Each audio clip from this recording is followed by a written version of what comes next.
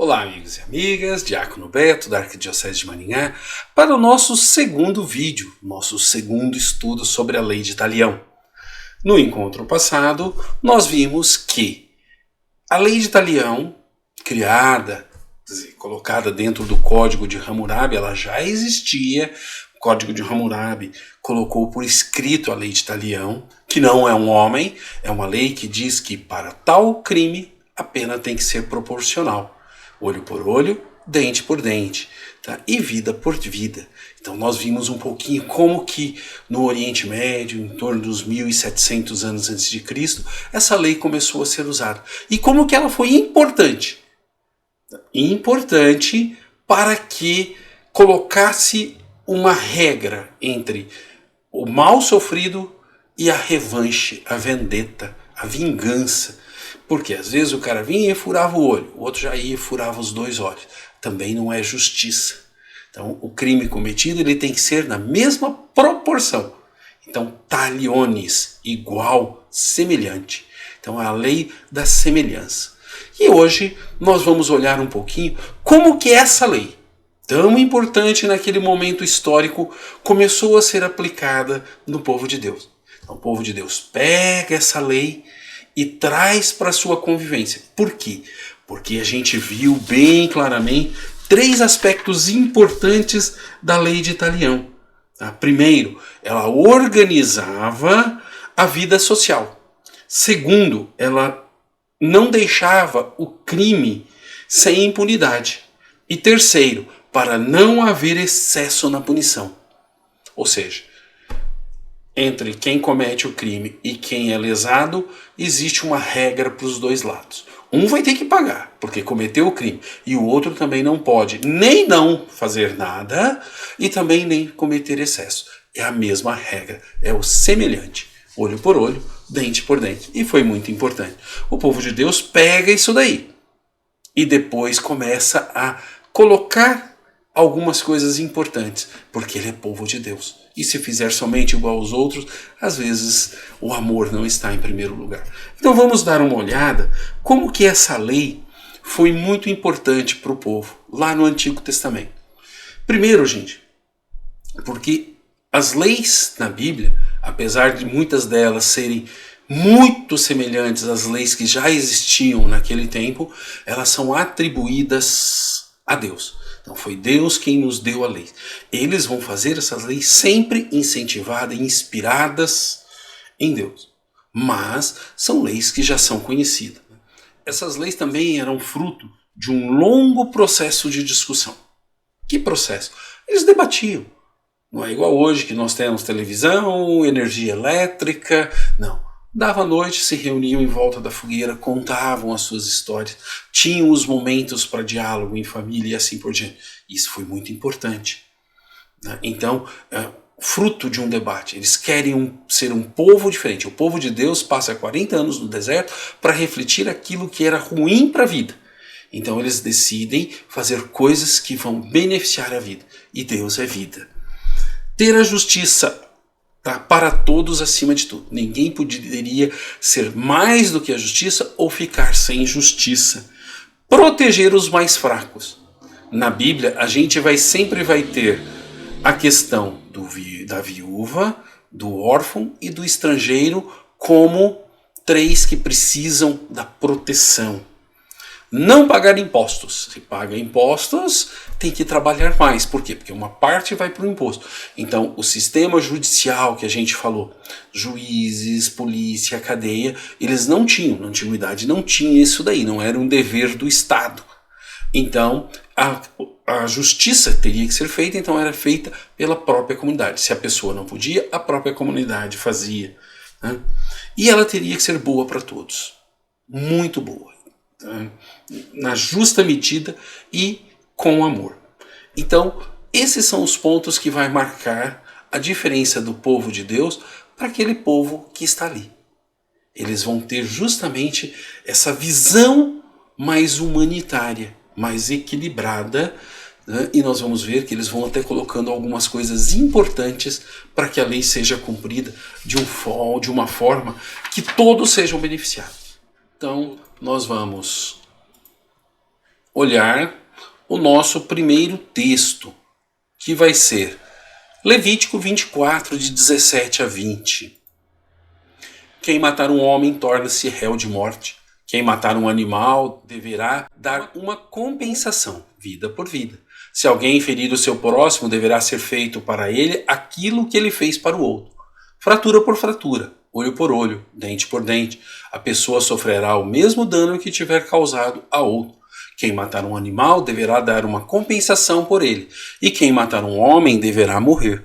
A sentença será sempre a mesma, quer se trate de nativo, quer de imigrante, pois eu sou Javé, o Deus de vocês. Então aqui a gente percebe muito claramente o primeiro ponto que justifica na Bíblia a lei de talião, muito parecida com o que eles tinham. Quando a gente fala, quem matar um homem torna-se réu de morte. Vocês se lembram? Olha aqui. Quem matar um homem torna-se réu de morte. Aí a gente percebe que a coisa era um pouco semelhante àquilo que eles já conheciam, que todos conheciam. Quem matar um animal deverá dar uma compensação, vida por vida. Tá? Quer dizer, vai matar o animal da pessoa, ou pegar o animal de volta para que quem perdeu o animal não seja punido. Né? Se alguém ferir o seu próximo, deverá ser feito para ele aquilo que ele fez para o outro. Aí a gente olha aqui, no 20, fratura por fratura, olho por olho, dente por dente. Quer dizer, se você feriu, você vai ser ferido na mesma proporção. Taliones, igual, semelhante. Então, isso daqui, gente, é algo muito importante. Olhem só. Quem matar um animal deverá dar uma compensação por ele, e quem matar um homem deverá morrer. Por quê? Porque você não consegue devolver a vida de um homem. A sentença será sempre a mesma, quer se trate de nativo, quer de imigrante, pois eu sou Javé, o Deus de vocês. Olha, aqui nós temos a lei de talião. Como nós já vimos, isso para facilitar a vida do povo, que está saindo da vida nômade e vindo para uma vida em cidades, em lugares que eles vão passar muitas gerações. Então eles precisam de uma lei que seja uma lei, nesse sentido, muito correta para todos. Uma lei que não beneficie alguns e exclua outros. Mas a lei do povo não é seca e nem visa apenas o direito de quem sofre o mal. Ela visa regulamentar a convivência. Esse é o objetivo de todas as leis. Mas também quer assegurar o direito a quem comete o crime. Por quê? Porque Deus é Deus de todos. Mesmo que a pessoa erre, essa pessoa tem que pagar pelo seu crime, mas depois ela tem que ter a possibilidade de ser reintegrada à sociedade. E a gente vê isso muito claramente no estudo que nós vamos também preparar já para o futuro, sobre Gênesis 1 a 11, quando Caim mata Abel. Pela lei de talião, ele matou, ele deveria morrer, mas Deus não permite isso. Quem fizer o mal a Caim será punido. Caim tem um sinal de segurança. Por quê? Porque Deus não quer impunidade. Você cometeu um crime, você tem que pagar pelo seu crime. Mas não mais do que isso, para você ter a possibilidade de se reintegrar à sociedade.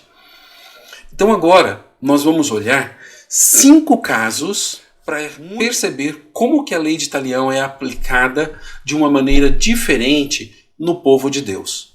Então nós vamos ver. Primeiro, testemunhas. Necessidade de testemunha. Ele me roubou. Tem testemunhas? Não, então calma lá que não é assim. 2, cidades refúgios. Quando você faz um crime, mas você não tem intenção de cometer um crime, você tem um lugar onde ninguém vai poder relar a mão de você. Você não teve intenção de cometer o crime. 3, a intenção de cometer o crime. Se não tem intenção de cometer o crime, você vai para a cidade de refúgio. Agora, se você teve a intenção de cometer o crime, você, mesmo na cidade de refúgio, não vai ter escapatória. Por quê? Porque você teve a intenção.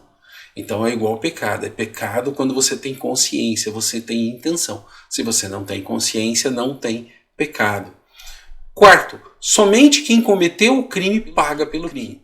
Naquele tempo, gente, o teu pai me roubou uma vez, e descontava no cara, teu pai me feriu. Não, quem cometeu paga. Se o Zé fez, o Zé paga. A esposa do Zé não vai pagar, nem os filhos do Zé. E quinto, evitar excessos na vingança. Por quê? Porque tinha gente que estava enfurecida e na raiva fazia grandes excessos. Então, o povo de Deus, através das suas leis, vai colocar essas 5 coisas, que na lei de Italião original, nos outros povos, não tinham. Então vamos ver a primeira das 5 características. A necessidade de testemunhas. Números 35, de 30 a 31. Em caso de homicídio, o homicida será morto através de depoimento de testemunhas. Contudo, não basta uma testemunha para levar alguém à pena de morte. Não aceitem resgate pela vida de um homicida condenado à morte, pois ele deverá morrer. O que é o resgate? O resgate era um dinheiro que a pessoa, ou um bem, alguma coisa, nessa época nem tinha tanto dinheiro, mas algo que ele dava em compensação. Não, se você matou, você não pode ficar vivo, ninguém tem o direito de tirar a vida do outro. E aqui a questão de testemunha. Não basta uma testemunha, são mais de 2 testemunhas. A gente já viu isso quando a gente estudou o número 2, né? Que precisa no mínimo 2 testemunhas para valer. Então o que a gente percebe? Necessidade de testemunha. Eu não posso ir lá e acusar uma pessoa. Por quê? Porque eu posso estar com interesses. Eu posso estar mentindo e aí vai haver a morte de um inocente. Então precisa-se de testemunhas. Né? E isso vai evoluindo. O povo de Deus é muito criterioso nisso. Nós temos até a compra da vinha de Nabote, onde testemunhas falsas foram implantadas. E o profeta veio e desmascara aquela tentativa de usurpação das terras da vinha de Nabote. Então nós vamos ver agora algo contra alguém. Não cometam injustiças no julgamento.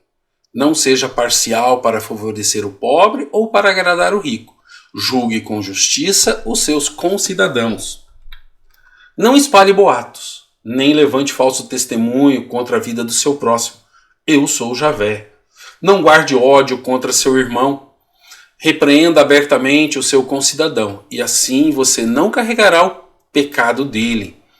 Não seja vingativo, nem guarde rancor contra seus concidadãos.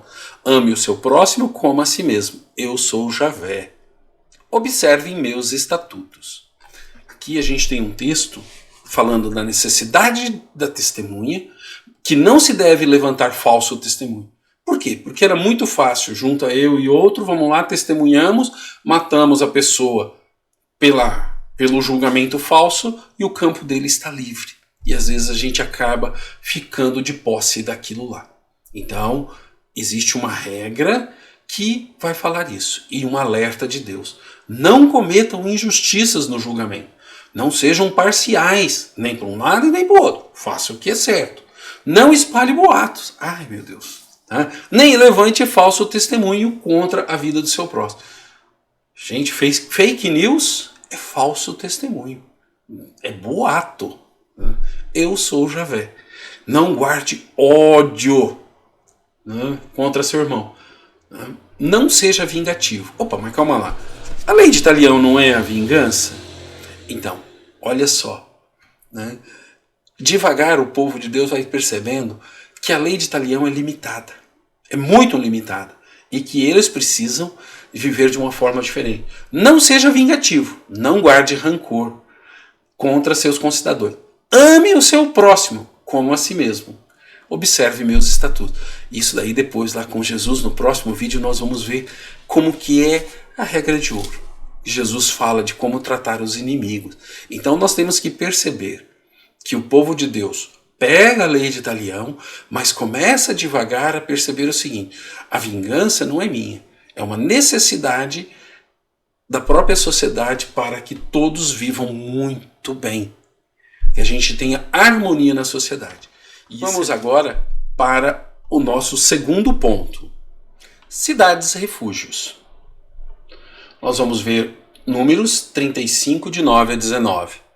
Javé falou a Moisés: diga aos filhos de Israel, quando vocês atravessarem o Jordão, entrando na terra de Canaã, escolham cidades para servirem de refúgio ao homicida que tenha matado alguém sem querer.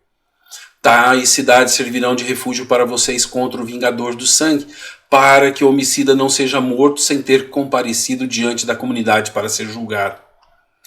Escolham 6 cidades de refúgio. Deem 3 cidades do lado de cá do Jordão e outras 3 na terra de Canaã. Serão cidades de refúgio. Essas 6 cidades servirão de refúgio tanto para alguém dos filhos de Israel, como para o imigrante ou para aquele que vive no meio de vocês, que tenha matado alguém sem querer. Contudo, se essa pessoa feriu alguém com um objeto de ferro e daí causou a morte, é homicida. E o homicida é réu de morte. Se alguém feriu com uma pedra capaz de causar a morte e a pessoa morrer, é homicida. E o homicida é réu de morte. Se feriu com um objeto de madeira capaz de causar a morte e a pessoa morrer, é homicida. O homicida é réu de morte. E cabe ao vingador do sangue matar o homicida. Quando encontrar, ele o matará. Então esse texto, ele já fala o quê? Tem que ter a lei de talião. Para tal crime, tal pena. Mas, quando vocês fizerem isso, deem cidades refúgio. Um lugar que é o quê? É uma cidade onde a pessoa fica dentro dela e ninguém pode matar quem está lá dentro. Por quê? Quando vocês atravessarem o Jordão, entrando na terra de Canaã, escolham cidades para servirem de refúgio, onde você vai se esconder, você vai estar refugiado lá. Tais cidades servirão de refúgio contra o vingador de sangue, para que o homicida não seja morto, olha só, sem ter comparecido diante da comunidade. Ou seja, primeiro tem que ter um julgamento. E esse julgamento precisa de, no mínimo, 2 testemunhas. Escolham, aí vai falar dessa cidade. Por quê? Porque nem todo crime foi cometido por querer. Às vezes você comete um crime sem querer. Então a gente percebe como que a cidade refúgio é importante para que aquele que cometeu o crime vá para lá. Mas, eu vou ficar escondidinho aqui. Não. Se você cometeu o crime por querer, você vai pagar. É o que nós vamos ver agora com o nosso terceiro ponto. A intenção de cometer o crime. Quer dizer, se você tem intenção de matar alguém, você não tem refúgio, nem na cidade refúgio. Por quê? O texto tem por objetivo colocar limites, regulamentar a ação do justiceiro. Então a cidade refúgio é importante, mas também é importante a intenção, para que não haja excessos. Vamos continuar então, para a gente entender bem aqui. Vamos ler Deuteronômio 19, de 4 a 6. O homicida que aí refugiar-se é aquele que tiver matado seu próximo involuntariamente, sem tê-lo odiado antes. Por exemplo, alguém vai ao bosque com seu próximo para cortar lenha. Impelindo com força o machado para cortar a árvore, o ferro escapa do cabo, atinge o companheiro e o mata. Tal pessoa poderá então refugiar-se numa dessas cidades, ficando com a vida a salvo. Isso para que o vingador de sangue, enfurecido, não persiga o homicida e o alcance, porque o caminho é longo, matando-o sem motivo suficiente, pois antes ele não era inimigo do outro. Aqui nós temos algo muito importante. A questão da intencionalidade, assim como hoje. Você tem o crime doloso, você tem vários tipos. Quer dizer, eu fiz uma besteira, mas eu não tinha intenção. Eu estava andando de carro, tudo certinho, e de repente alguém cruzou a minha frente e infelizmente houve um acidente fatal. Não tive sequer tempo de reação. Houve intenção? Não. Então ninguém vai poder fazer a vingança, você vai para a cidade-estado. Hoje nós somos julgados disso daí. Olha, você cometeu um crime sem intenção. Não houve dolo, não houve... Sabe? E aí nós temos toda aquela parte jurídica que eu não manjo muito. E a gente faz o quê? A pessoa é livre ou condenada, dependendo da intenção. E às vezes tem uns negocinhos aí, né, que a gente sabe que teve intenção, mas não devolveu, não foi punido. Então é muito importante isso. O terceiro ponto, qual que é? A intenção de cometer o crime. Então, primeiro, necessidade de testemunho. Segundo, lugar para a pessoa que cometeu um crime sem intenção se refugiar. Terceiro, que haja intenção. E vamos olhar agora outro texto. O texto de Números 35, de 20 a 29. O vingador de sangue deve estar submisso à comunidade. Se o homicida empurrou a vítima com ódio ou atirou contra ela alguma coisa e a matou, ou ainda se por inimizade a golpeou de modo mortal, aquele que feriu a vítima deve morrer. É um homicida que o vingador de sangue matará quando o encontrar. Todavia, se empurrou a vítima sem querer, sem ódio, ou atirou contra ela alguma coisa sem intenção de atingi-la, aqui a gente tem que olhar o seguinte: o cara estava no mato, viu num arbusto um barulho, tacou uma pedra, de repente era um amigo dele, não teve intenção, achou que era um animal selvagem. Então, não existe a intencionalidade. Ou se não enxergou a vítima e deixou cair algo sobre ela, uma pedra, e a matou, sem ter contra ela nenhum ódio ou intenção de causar-lhe mal. Então a comunidade julgará aquele que feriu e o vingador de sangue, salvando o homicida da mão do vingador de sangue. A comunidade o deixará voltar para a cidade de refúgio, onde se havia asilado. E ali ele ficará até a morte do sumo sacerdote, que foi ungido com o óleo e sangue. Não é até a morte do vingador, mas até a morte do sumo sacerdote. Se o homicida sair dos limites da cidade de refúgio, onde se havia asilado, e se o vingador de sangue o encontrar, fora dos limites da cidade de refúgio, poderá matá-lo, sem medo de represália. Porque também se você cometeu um ato contra a pessoa sem haver o julgamento, sem haver testemunhas ou intencionalidade, ou a pessoa estando dentro da cidade de refúgio, você também é julgado por cometer algo fora da lei. Isso porque um homicida deve permanecer na cidade de refúgio até a morte do sumo sacerdote. Só depois que o sumo sacerdote morrer poderá voltar à terra de sua herança. São as normas de direito para vocês, válida para todas as gerações, em qualquer lugar onde vocês habitem. Então, essa questão da intencionalidade é algo que a gente tem que perceber, tá, como um canal que vai falar assim: pode ou não pode haver a vingança. Então, o vingador de sangue, se não houver intencionalidade, ele não pode fazer nada. Por quê? Porque não houve intencionalidade. Mas a pessoa vai morar exilada. Sim, vai morar numa cidade de refúgio até para ela, para a segurança dela. Agora, se ela sair de lá, enquanto o sumo sacerdote viver, ninguém sabe quanto vai viver. Então, eram regras deles, gente. Vamos continuar, então, o nosso próximo texto. Deuteronômio 19, de 11 a 13.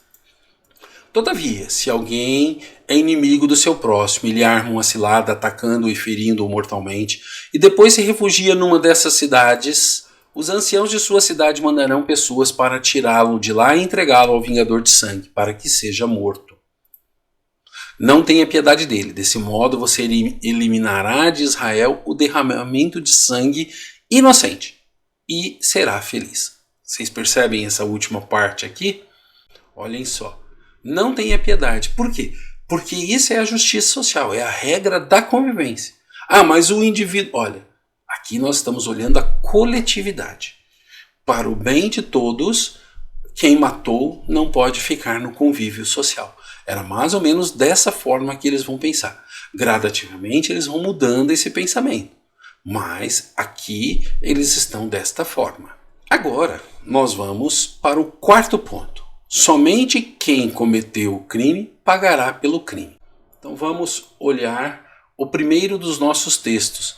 Deuteronômio 24:16. Os pais não serão mortos pela culpa dos filhos, nem os filhos pela culpa dos pais. Cada um será executado por causa do seu próprio crime. Inclusive, a gente vai ter isso também em outras questões. Na questão daquilo que a gente chama da maldição hereditária. Meu pai pecou e eu hoje... Na Bíblia a gente vai ter uma parte, nós também vamos fazer um estudo sobre isso, para falar assim: os pais comeram uvas verdes e os nossos dentes estão marrentos, embotados. Não. Quem comeu uva verde vai ficar com o dente embotado. Quem não comeu não vai ficar. Ou seja, quem cometeu o crime paga. Quem não cometeu não paga. Mas foi meu pai. Bom, gente, eu não posso pagar pelo crime do meu pai. Por isso que Deus nunca vai punir nos filhos a culpa dos pais. Deus é amor. Somente amor. Então, um filho de um bandido pode ser um santo. E um pai santo pode ter um filho bandido. E nenhum vai pagar pela culpa dos outros. Vamos para o nosso próximo ponto, que é algo bem interessante, o último deles. Tá? Evitar excessos na vingança. Sabe quando você está enfurecido? Então você pode cometer excesso. Vamos ver Gênesis 4, 15 e 24. Evitar a vendetta. Javé lhe respondeu: quem matar Caim será vingado 7 vezes. Caim tinha matado Abel. Então alguém da família teria que matar. Logo, se você for pegar o texto bíblico, só vai ter Adão e Eva. Mas o texto não está preocupado com isso. Então Caim tinha o medo de ser morto. E Deus vai dar um sinal a Caim. Esse daí, que ninguém pode fazer mal. Por quê? Porque dentro das regras, você matou, você tem que morrer. E o outro, se a vingança de Caim valia por 7, a de Lameque valerá por 77. Ou seja, já é o excesso, é a violência muito grande que crescia. Crescia de tal forma que a coisa ficou descontrolada, muito descontrolada. Então, você me machucou um olho, eu já vou quebrar a sua cabeça inteira. Isso daqui não tem validade. É necessário que, acima de tudo, você tenha essa consciência de que não pode fazer nada fora daquilo que é bom para a sociedade. Então, tem que ter testemunha, as cidades refúgio, a intenção. Somente quem cometeu o crime paga pelo crime e a justa medida, talions, a semelhança entre o crime e a pena, para que não haja excessos. Vamos ver mais um texto, então. Levítico 24, de 19 a 22.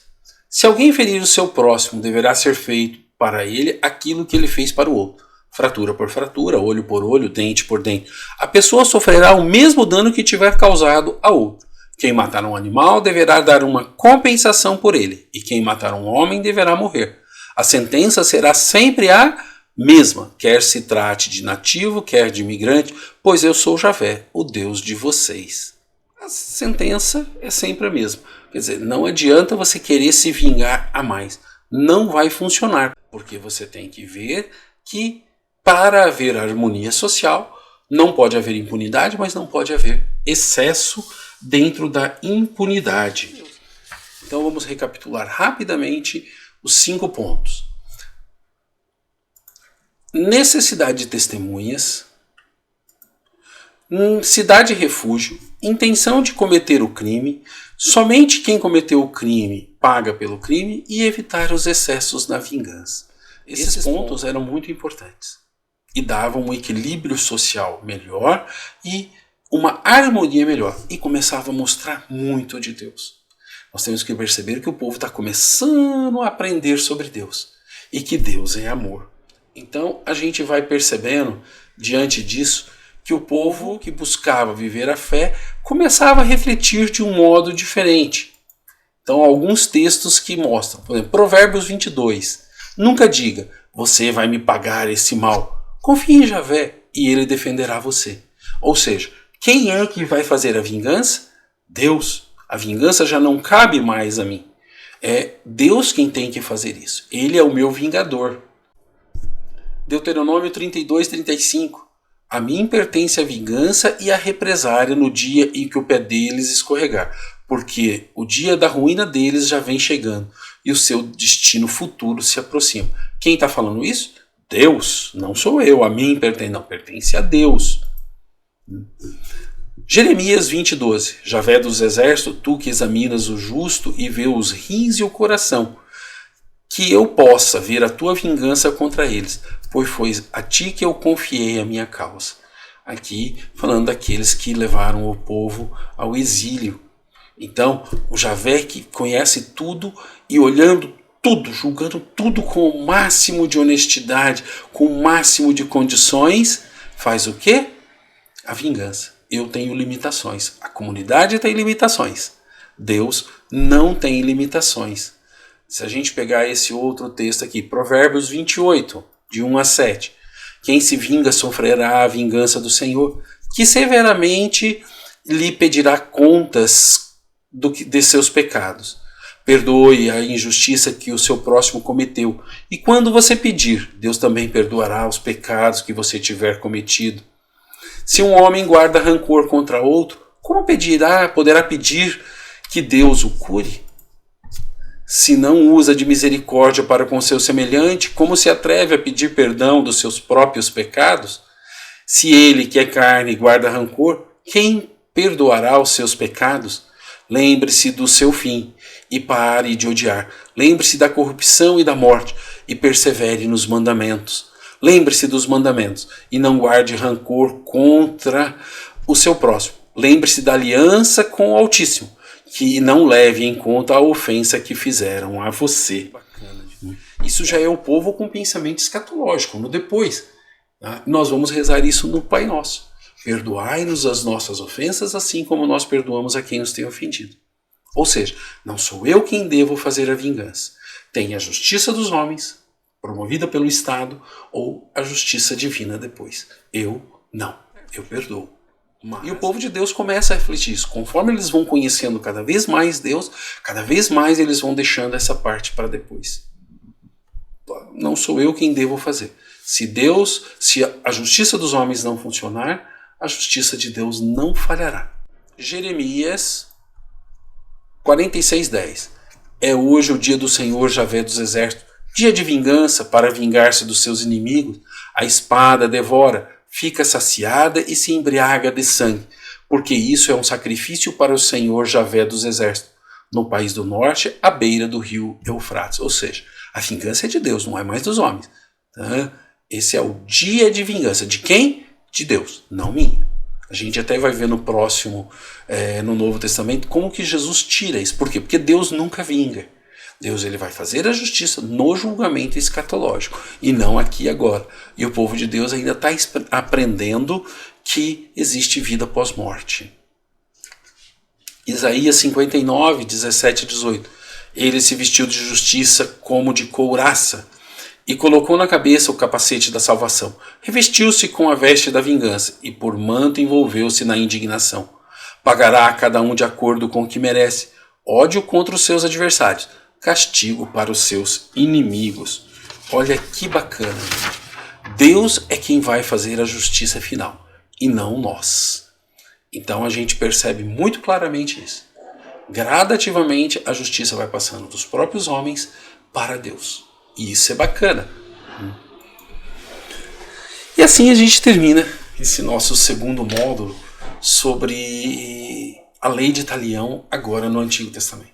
Nós vimos que a lei de Talião era bem seca, olho por olho, dente por dente. Que o povo de Deus vai precisar, acima de tudo, de regras para ser diferente. Então, testemunhas, duas e justas. Cidade de refúgio para quando o crime é cometido sem intenção. Só punir se houver intenção, a intenção de cometer o crime. Somente vai pagar quem cometeu o crime, e não sua família, os seus amigos e assim por diante. E evitar excessos na hora da vingança. E que devagar o povo vai colocando, aprendendo que é Deus quem vinga e não a gente. E nós hoje cremos muito nisso. Todos os culpados serão punidos. Talvez não aqui, porque conseguem corromper a lei dos homens. Mas depois, no dia que estivermos face a face com Deus, aí não tem escapatória. Sigamos juntos para o nosso próximo vídeo, o terceiro dessa lei de Talião, onde nós vamos ver a questão da lei de Talião no Novo Testamento. Sigamos juntos!